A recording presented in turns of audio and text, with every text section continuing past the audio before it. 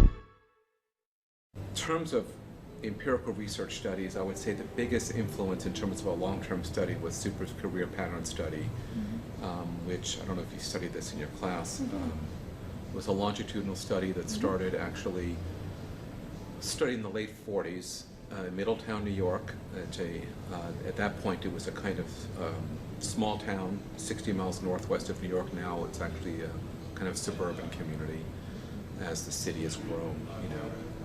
But it was a study that involved, I believe it was somewhere between 100 and 200 boys. The big problem is he didn't include girls, one of the biggest mistakes in vocational psychology history. And I think that did certainly diminish the importance of the study, but he followed people over time, primarily looking at the factors that help people to develop satisfying careers. It was interesting because Super's work was very embedded in the middle class world, but his sample really included a lot of blue collar, first generation people, people who were poor working class families from Middletown. So in many ways, Super's study also included a focus on poverty and social class, although it was not as overt. That was a major article for me.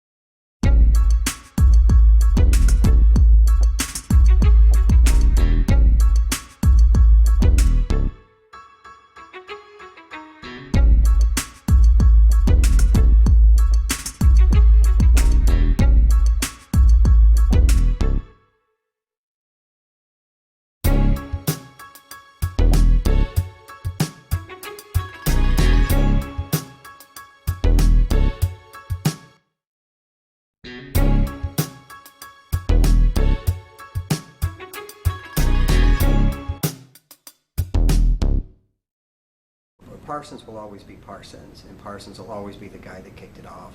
But there were way too many people around Parsons at the time that really made things go. Meyer Bloomfield, his position in our field's history needs to be way, way elevated. That first counseling staff that was there with Parsons, Lucinda Wyman Prince, Ralph Albertson, and Philip Davis, they too deserve a tremendous amount of credit. Lucinda Wyman Prince alone, if you know much about Boston, Simmons College has the Prince School of Retail, and that's her school, that's her program. For the work that she did with the Women's Educational and Industrial Union alone, that should cement her legacy.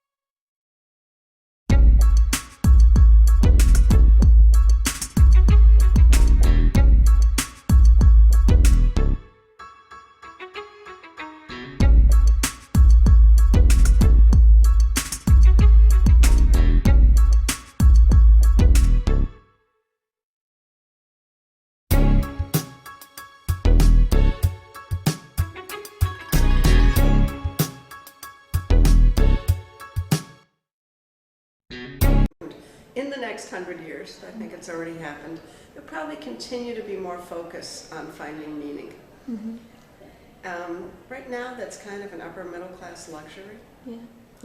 You know, I think the average really poor person living in poverty with very little education just wants a job so they can pay the rent and eat and maybe get a TV and, you know, have some sort of life. Mm-hmm. Finding meaning, I think, is pretty distant Mm-hmm. for them. But I hope in the next 100 years this becomes something that's more universal and with more people.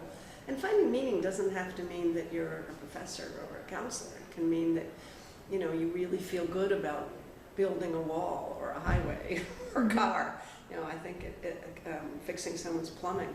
Mm. I just had a basement flood a couple days before I came here. Oh my goodness. And I think the people, they were all guys Mhm. who pumped out all the water Mhm. and made my life possible again, Yeah. really feel good about what they do because Mhm. they're helping people. So, I mean, I don't think it has to be high level education kind of